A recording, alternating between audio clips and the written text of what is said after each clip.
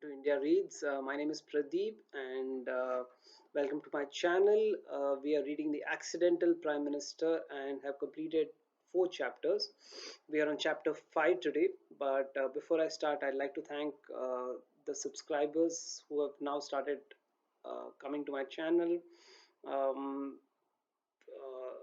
Particular shout out to one of the queries that I have received, whether I am committed to completing this book. Yes, I am committed to completing this book. And while I did mention that these are practice videos for me, I am committed to completing all the books that I've set aside as practice videos. Eventually, once I acquire the ability to, you know, and the setup to do it well, I would replace these videos with the videos which have better quality of reading, better quality of recording, better graphics, and so on and so forth. Yeah. So thank you very much for coming to my channel and for going through the audiobook. Uh, One more thing I've noticed is that my videos in the last two videos especially have gotten to be too long, which is also because the chapters were too long. And in the future, what I would try and do is try and keep my reading to 30 minutes or less. And if the chapters are very long, we could possibly cut it into multiple sections. Luckily for me, this chapter 5 is not too long, and so we will read the entire chapter. Yeah.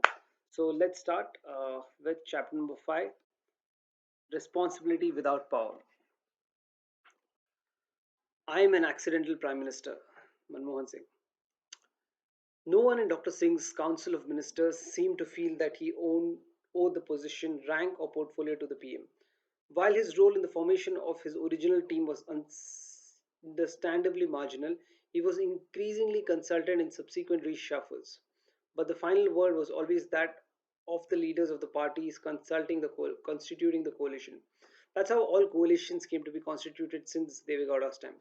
Quite understandably, in a parliamentary democracy, a prime minister never has the kind of free hand that a president enjoys in a presidential system. In India, even Jawaharlal Nehru did not have too much freedom of maneuver, and his daughter gained space only after 1971 when she was re elected with a landslide vote on the back of the victory in the Bangladesh War. Rajiv Gandhi, who became prime minister after winning nearly four-fifths of the seats in parliament after Indira's assassination, may have had greater freedom in constituting his council of ministers. But even he had to accommodate ministers he did not like. Delhi's HKL Bhagat being a case in point. Narasimha Rao and Vajpayee, not to mention Devi Gowda and Gujral, had to also yield to such political pressures, with Vajpayee forced to drop a colleague Suresh Prabhu, whom he clearly wished to retain in his team. While Narasimha Rao established control over his team by getting himself elected Congress president in 1992, Vajpayee did so by his own decision to conduct nuclear tests within weeks of becoming PM. His decision to test and declare India a nuclear weapons power was both strategic, that is, a response to what was happening globally on the nuclear non-proliferation front, and in India's neighborhood, and political, namely an attempt to raise his profile as the head of a government and a national leader. Vajpayee's term began with his inability to get the finance minister he wanted, when his party rejected his initial nominee Jaswant Singh and he was forced to appoint Yashwant Sinha. So he chose to establish his leadership of the coalition, outpacing Advani and other challengers to his authority by becoming a national hero. Well into Vajpayee's tenure, he was taunted, as Dr. Singh would later be, by being called a Mukhota, a moniker bestowed on him by senior BJP functionary Govindacharya in 1990s. The suggestion was that the real power lay elsewhere with party hardliner President L.K. Advani and with the RSS. However, Vajpayee was quick to give the impression that he was primus inter pares, or first among equals, which is how a prime minister is viewed in a parliamentary system, by declaring India a nuclear weapons power. He also took, before this, another important decision in appointing Brijesh Mishra, a trusted friend and fellow Brahmin from Madhya Pradesh, as his principal secretary. Mishra had not only built relationships within the BJP through his chairmanship of the BJP's Foreign Affairs Cell, but also developed a wide range of power equations, power relations relationships over the years, including with senior editors. In the UPA, however, Congress party spokespersons let it be known to all concerned that Sonia Gandhi would remain the boss even though she was not the PM, despite her renunciation of power. Even a left front leader like Sitaram Yechuri, though not inimical to Dr. Singh as some of the hardliners in his party, would remind political reporters that this was not the first time that a head of a government was seen as more important than the head of the party was seen as more important than the head of the government, recalling Jyoti Bashu's earlier days as CM. In the case of UPA 1, what the arrangement also implied was that the credit for all the good work done by the government would go to Sonia, and blame for any mistakes or failures would go to Dr. Singh. Dr. Singh never shied away from the political reality. When confronted with a difficult political demand from an ally or from leaders of other political parties, he would often confess to them that he did not have the last word on the matter, that he was an accidental prime minister, and that the buck stopped with Sonia. Fully conscious of his political Achilles heel, he nevertheless tried bringing into line difficult colleagues.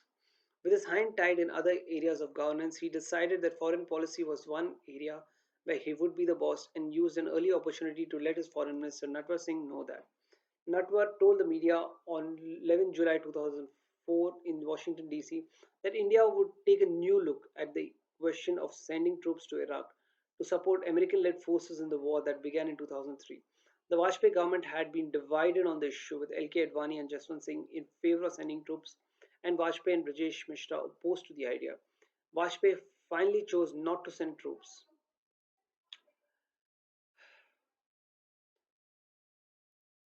when when the earlier request for troops had come directly from the US, making the decision politically sensitive, the UPA government offered the fig leaf of a UN Security Council resolution that could have helped justify sending troops if India so wanted.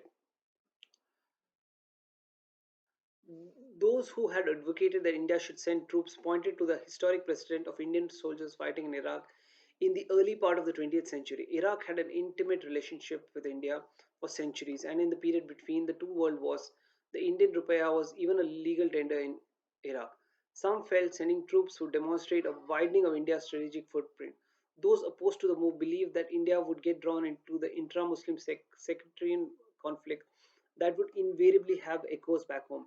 The naysayers prevailed then, as they did again in 2004. Dr. Singh was not in favor of sending Indian troops to Iraq, nor was the Congress party. There was a surprise in Delhi at Natwar's remarks and uproar in parliament. The government denied it was reconsidering the earlier decision, and Dr. Singh forced Natwar to recant in parliament. Bringing Natwar into line was not a problem, but bringing the politically ambitious Arjun Singh, the left of the centre, Anthony, and the presumed PM in waiting, Pranab, into line was always a challenge. Each had a mind of his own, and each was conscious of his political rank and status. Pranab had no ideological problem with Dr. Singh's policies, but reportedly nursed the grievance that he was now serving under a person who had served under him many moons ago. Pranab was finance minister when Dr. Singh was governor of the Reserve Bank of India in 1982 to 84. Anthony was not a member of the original UPA ministerial team in 2004 and became defense minister only in 2006 when Pranab moved to external affairs. These decisions were essentially Sonia's, though sometimes taken in consultation with Dr. Singh, who generally went along with his suggestions in these matters. Not allocated portfolios, Dr. Singh did not always find it easy to impose his will in the cabinet. While he ensured that the cabinet met regularly once a week, every Thursday, and deliberated at length on issues, Dr. Singh would rarely intervene in cabinet meetings to shape a discussion. Ministers were even known to absent themselves if the agenda did not interest them. However, if he had a firm view on a subject, he would ensure support for it before the cabinet met or allow a senior member like Pawar or Chidambaram to articulate his point of view. This made his pre meeting consultations with the cabinet ministers more important than the meeting itself. With Congress core group, while the Congress core group that met every Friday evening at 7 RCR became the effective management board of the party and the government, it did not include alliance leaders. Traditionally, the Cabinet Committee on Political Affairs (CCPA), consisting of major cabinet members, used to take high level policy decisions with a political edge. The CCPA was the equivalent of the Communist Party Politburo. However, as a consequence of the PM's non existent political standing within the cabinet and the fact that Sonia, not being a cabinet minister, was not a member of CCPA, this once powerful arm of the cabinet hardly ever met during Dr. Singh's tenure. The core group became the de facto CCPA.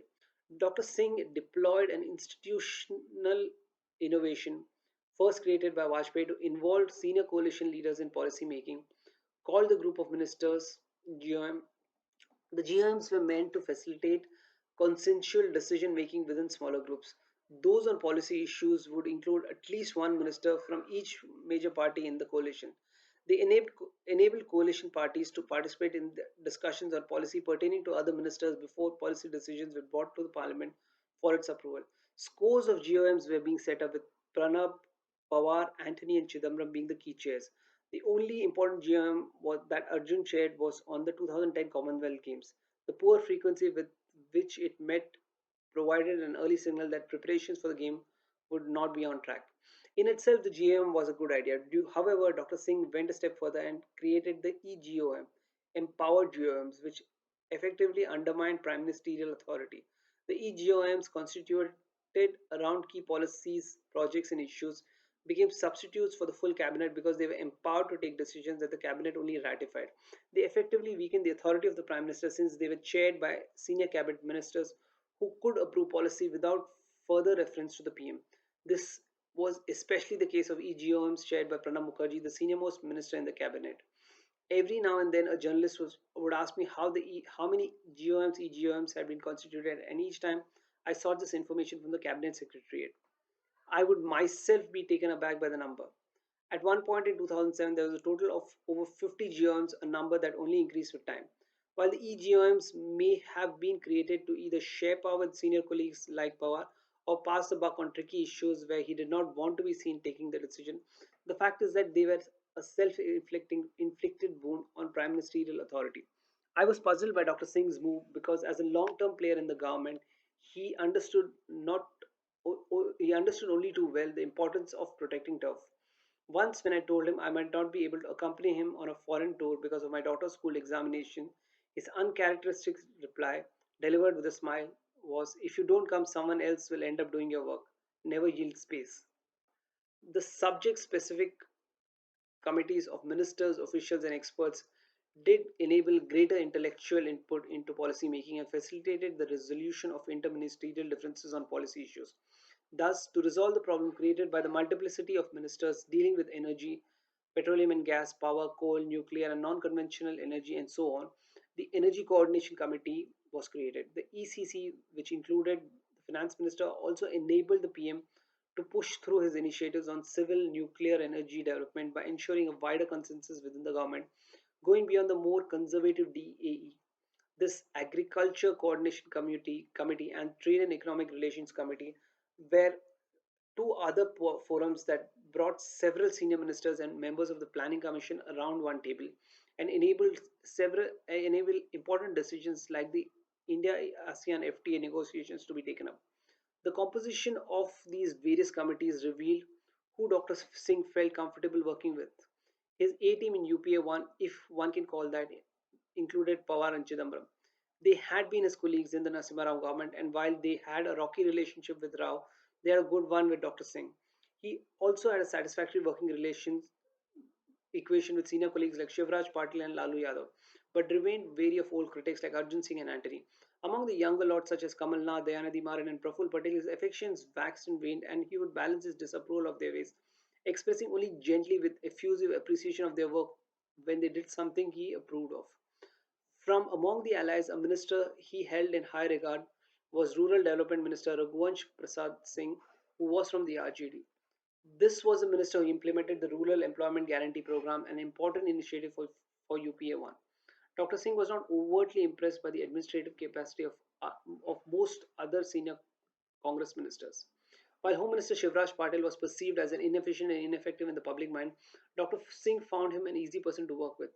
At one point in 2006, when Patil was facing a terrible media onslaught with widespread criticism of his handling of terror attacks and the Naxalite problem, he asked me to meet Patil and offer him advice on how to handle the media. Patel was very courteous and thanked me profusely for my offer to help, but was not willing to be proactive. Once finding both Patil and Once finding both Patil and a bitter critic of his, Shekhar Gupta of the Indian Express present at a function at S7 RCR, I suggested to Patil that he disarm the editor by walking across to Shekhar and chatting him up. His classic reply was his reply was classic Patil. It's better you bring him here. I had to hold him by hand and virtually drag him to Shekhar and make him shake hands.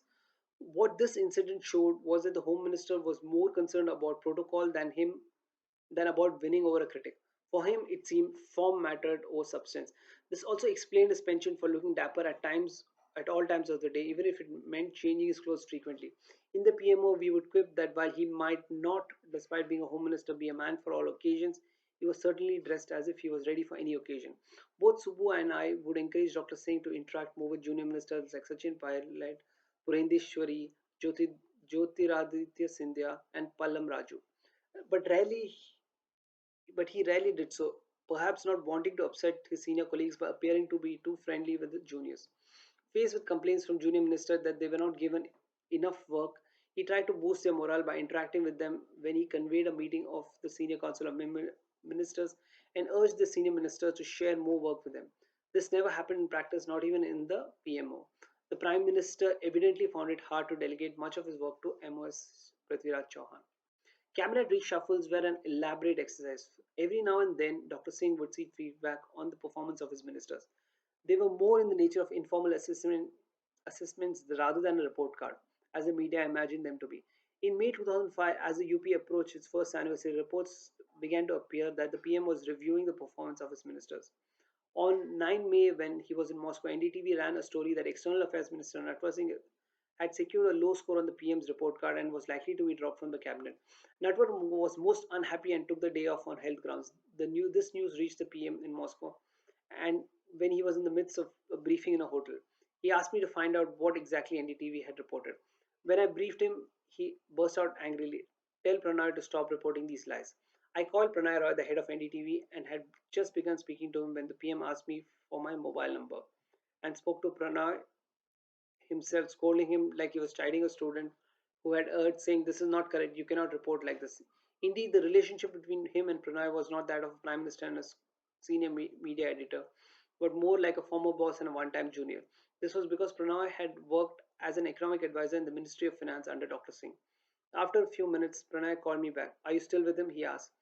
I stepped out of the room and told him that I was now alone. "Boy, I have not been scolded like this since school." He sounded like a headmaster, not like a prime minister, complained Pranoy.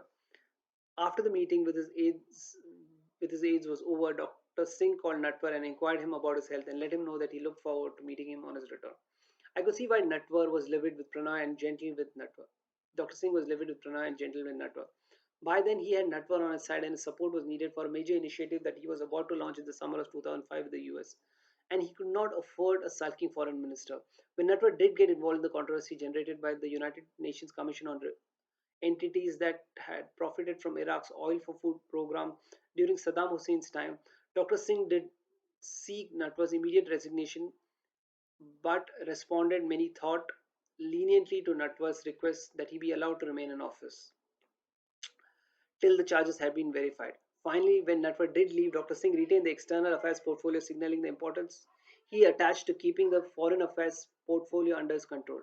Natwar came in handy in dealing with the tricky issue of India's vote at the International Atomic Energy Association against Iran's nuclear program. The IAEA vote on Iran's nuclear program became a political hot potato. The US wanted India to prove its non proliferation credentials by supporting its stance. It was also the view of all the signatories to the Non Proliferation Treaty, of which India was not a signatory, that Iran stand by its NPT commitments.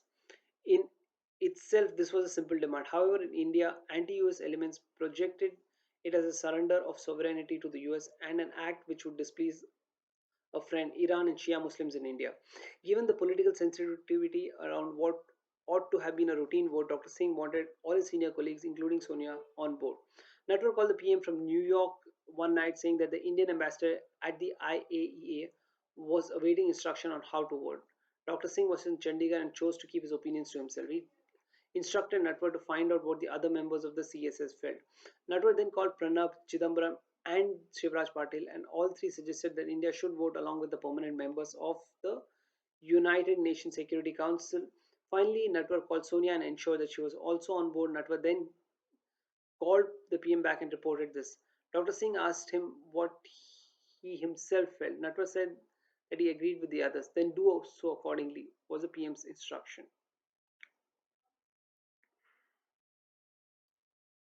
Even while working with the PM on this issue, Natwar wanted to keep his non allied, left of the center credentials intact, and therefore tried to give the impression to the media that he was not really on board.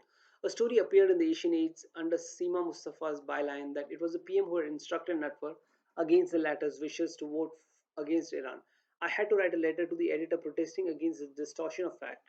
When the letter did not appear in print the next day, I issued a press release to all media.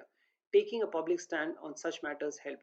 It put the ministers on notice that if they briefed the press wrongly, the PMO would not hesitate to state facts as they were, even if this embarrassed the minister concerned. In defending Dr. Singh's policies, I found myself getting into many such arguments with congressmen.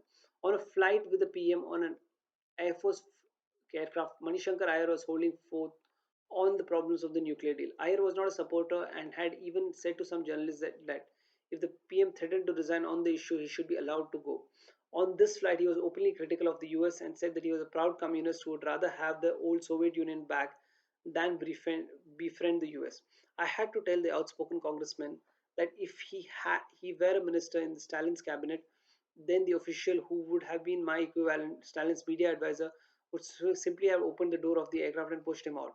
I reminded him that if he felt it's secure criticizing the PM on PM's official aircraft because Dr. Singh was a gentleman, not a dictator, nor a party boss. This indeed was at once Dr. Singh's strength and weakness. His soft touch and his unwillingness to confront and discipline his detractors in the party encouraged many of them to run with the hare and hunt with the hounds.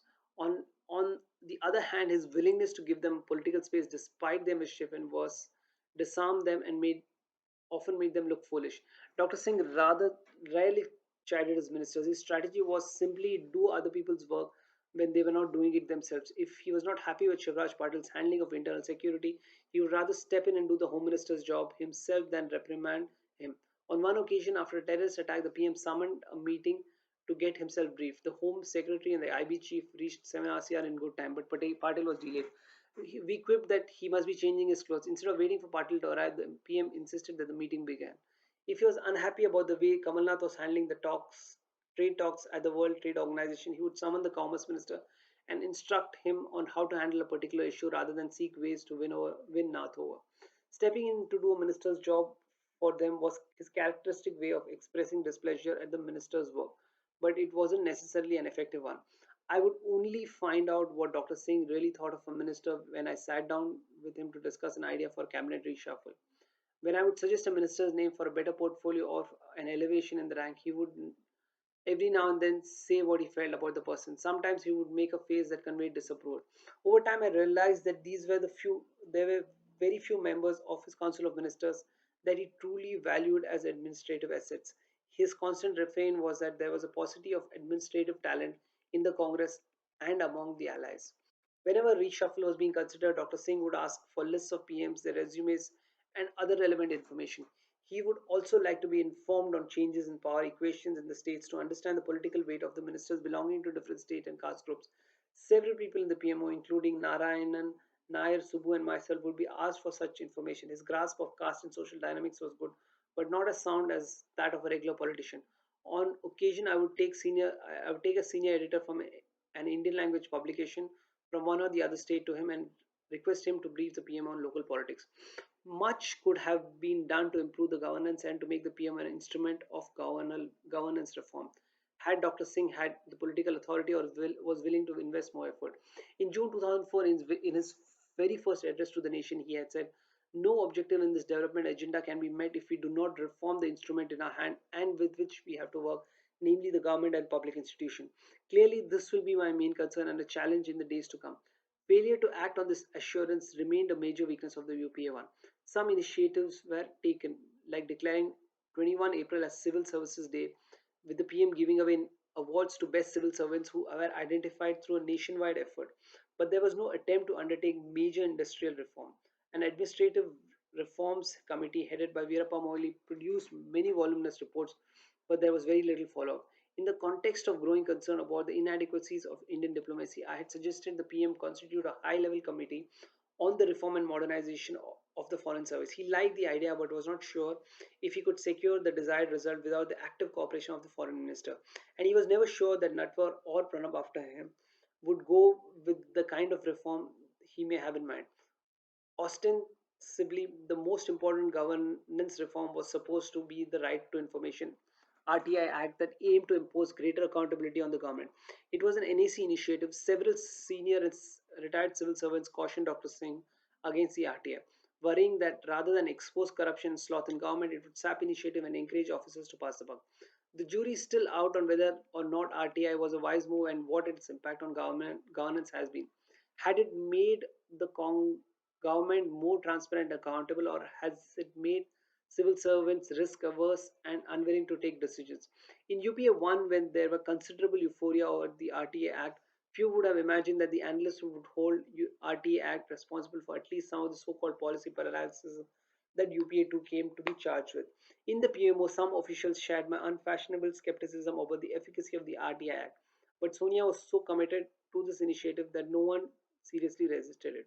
I was not convinced how that transparency in terms of public access to internal government communication was necessary condition to making the government more responsive to public needs and to good governance. By this token, few organizations, including most NGOs and the media as an institution, were transparent, even though they were more responsive. The glare of public scrutiny would not scare corrupt and inefficient officers who would always find new means of playing old tricks, but it would certainly discourage honest officers from stating in writing views that might later be used to question their motives. I felt Dr. Singh was sympathetic to my view, though he never explicitly said so. At the heart of the governance reform failure lay the weakening of the PMO. Dr. Singh's deliberately low profile style was compounded by the relative inexperience of Principal Secretary Nair, who lacked the confidence of some of his distinguished predecessors and had not been able to build up the kind of networks they had developed. Despite these weaknesses and its limited political power and influence within the government, internally, the PMO functioned efficiently. Pulak and his assistant Amit Agarwal listed every promise made in the NCMP and created a spreadsheet on which responsibilities were assigned to individual ministries. The PMO would seek a status report from each ministry from time to time and report back to the PM. This was the first time such a review system was devised and systematically implemented.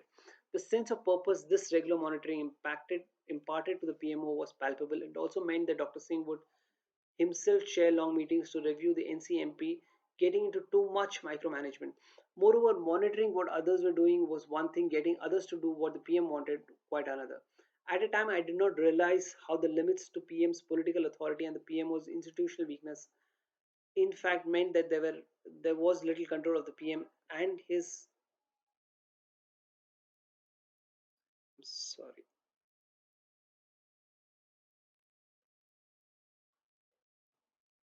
and his office over the misdemeanors of ministers. Whenever I heard a tale about ministerial corruption that was credible enough to bear repeating, I would relate this to Dr. Singh. He would always listen with attention. Most of the tales related to ministers belonging to parties that were allies in coalition, but a good many also related to the Congress ministers. It was clear that Dr. Singh wanted to know what was happening. I assumed this information would help the PM remain alert, especially when signing fines, and that he would perhaps pull up the minister concerned. All coalition PMs found their power limited by political compulsions, but none of them exercised as little power without taking as much responsibility as Dr. Singh. Without the benefit of hindsight, I would say that Dr. Singh has to take some of the blame for this. If he ever stuck the dictum that he quoted to me, never yield space, and ensured that the PM and the PMO played their dual role in decision making, cabinet formation, and political communication, he may not have felt as disempowered as he came to be. The politically fatal combination of responsibility without power and governance without authority meant that Dr. Singh was unable, even when he was aware of checking corruption in his ministry without disturbing the political arrangement over which he nominally presided. Political power resided with the heads of parties of coalition, and as PM, he could not dismiss ministers at will. He could perhaps have done more to discipline his ministers. One way in which this could have been done would have been to appoint upright and effective officers as secretary under corrupt ministers. Here too, the PM failed to assert his authority, appointing as secretary a person that the minister concerned preferred. A consequence of all this was to bring the PM into disrepute despite his own impressive record and reputation for personal probity and integrity. Still, I never imagined that charges of corruption of the kind that came to haunt him and the manner in which they did in the years to come would so sully his reputation. For a long time, the media was willing to give him the benefit of doubt on his role in questionable decisions by accepting the view that his lack of political authority prevented him from disciplining his wayward ministers. But when the issue of corruption took center stage in public discourse, the question that was relentlessly asked was why had the PM not prevented what was going on? Why had he yielded so much space to other centers of power so that he had little of his own to act? Was not viewed as an adequate defense. With this we come to the end of this chapter. This is an interesting chapter, but it uh, covers the very little to unpack here because it covers a very uh, it can be summed up in one line that the PM was a person who had uh, power without authority and used who had to do governance without being given the adequate responsibility. Now, the issue here is that while he is the head of the state, he is supposed to take decisions. The the HR part of it, the managing people part of it, is not completely under his control. Ministers are being appointed by uh, back office or another high command, and he has to work with the ministers. And his style of working was that he would not publicly go out and chide any minister. If he found them inadequate, he would get in and do their job. So basically, what he was doing was, if he was not happy with somebody's job, he'll go and do their job. And if there was any issue with any minister, he would not confront them, or he would not bring them to task. He would get in and do their job, which meant that he was constantly working on other people's jobs. And the fact that he had no control to sack a minister who was involved in corruption made him a weak leader to follow.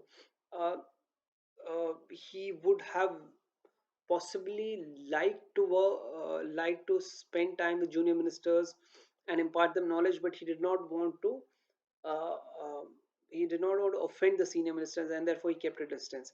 With the senior ministers, his prime focus was were two ministers. One was Natwar Singh, and the other was Arjun Singh. Natwar, being the foreign Ministry of Foreign Affairs, was somebody that he had over a period of time uh, build a relationship with. There's one incident where NDTV reported that Natwar was not happy with the PM and had giving him a very poor score in his report card, and therefore took ill, uh, just to stay at home and sulk. And when this news reached Manmohan, he made sure that he picked up the phone and gave a earful to the head of NDTV, Pranara, and also reached out to Natwar and inquired about his health. Therefore, reaching out to him to build a relationship. So he's conscious about that. The other person that he was who was a thorn in his way was Prime Ministerial aspirant Arjun Singh, and he did not reach out and make such an effort with Arjun Singh, but uh, he was able to work on despite him. Among other senior ministers, he had a good relationship with Pawar, with Chidambaram, with Lalu Yadav, who was not from his party, and with Antony. Pranab Mukherjee was somebody who possibly had a lot of reservations working for Manmohan Singh, because at one point of time when Pranab Mukherjee was the finance minister, Manmohan Singh, being the head of RBI, was reporting to him. To now report to somebody who was reporting to you maybe a decade or a half back was something that obviously upset Pranab Mukherjee. But in life and in politics, you take what you have and you live with it. Uh, all decisions, all so what he did was he created a GOM, which is a group of ministers, and he created another. So there were a group of ministers, and he created another empowered group of ministers, whom we call EGOMs. Now, this, according to Sanjaya, was not a smart decision, because what he was doing was he was yielding space. These empowered group of ministers were allowed to take decisions which did not need the prime minister to kind of ratify, and therefore he was giving away more and more space. And this goes against what the prime minister himself had told Sanjaya in one of his foreign visits. Sanjaya kind of wanted to excuse himself because his daughter had exams, and Manmohan Singh told him that, are you trying to never yield space, because tomorrow somebody, the person who will travel in your place, might take your job. And while he might have felt that way and would have advised it to his junior, he himself did not follow it. He kept yielding space to all these EGOMs, the ministers, people who should have felt a certain level of loyalty, because he would have handpicked them and brought them up. There was no sense of anybody feeling that they belonged to the Manmohan camp, because there was no such thing.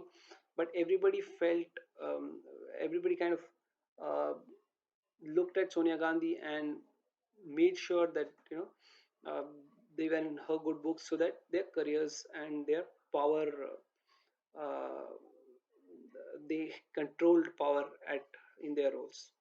So this is roughly what I could pull out from this chapter.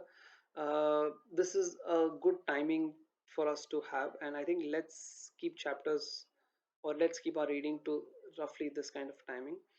Thank you very much once again for your comments, and I'm looking forward to reading out more chapters and seeing where the story goes. Yeah, thank you and goodbye.